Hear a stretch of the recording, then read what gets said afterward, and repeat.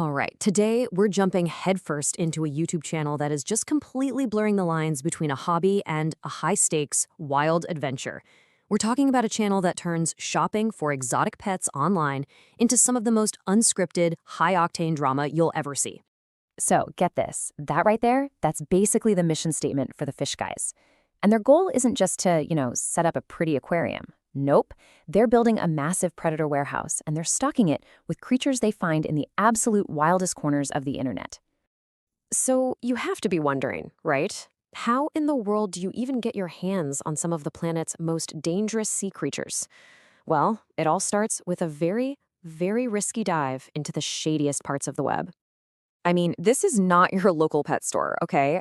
They are sourcing these animals from places that most of us would probably, run away from. We're talking about taking huge gambles on everything from mystery boxes with these ominous warnings to finding neglected predators sold for literally 20 bucks. But here's the thing. Clicking purchase is actually the easy part. The real challenge, and honestly, where so much of the drama comes from, is just getting these creatures home. And this is where things often spiral into a complete and utter logistical nightmare. And this isn't just some made-up scenario for the camera. No way. This was the actual step-by-step disaster they went through to pick up one single fish. Every single time they get an animal, it turns into this frantic race against the clock with one crazy problem after another. And just when you think it can't possibly get any crazier, it absolutely does. In one case, there was this huge mix-up, and their live animal package got put on the wrong truck. They literally had to chase it down on the highway just to get their fish back. It's insane. So after all that chaos, after the mad dashes across town and the frantic problem solving, the big mystery is still hanging in the air.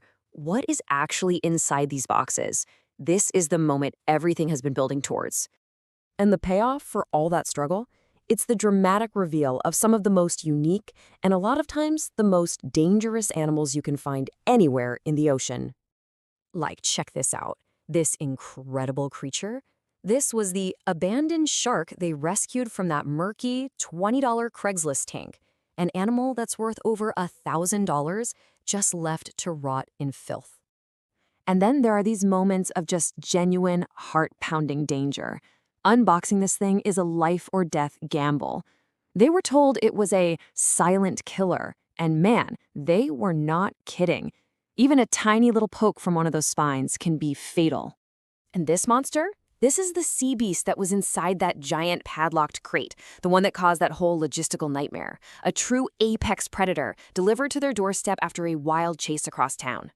But, the high-energy unboxings is really only half the story, because this is where the whole narrative does this fascinating flip, moving from the chaos of just getting the animal to the meticulous process of creating a home for it.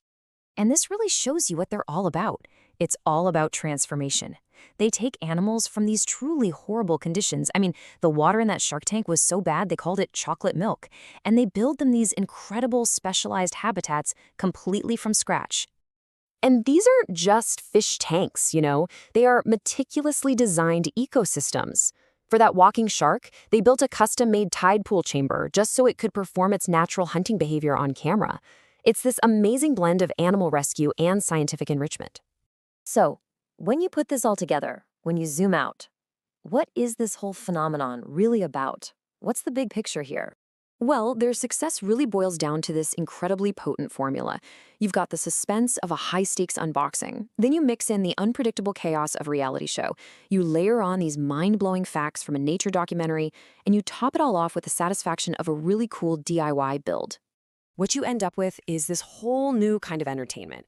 It's one part wildlife adventure, one part reality show, and one part hands-on education. And it has captivated this massive audience online, which really proves that people are hungry for stuff that is not just thrilling, but is also, surprisingly, really informative.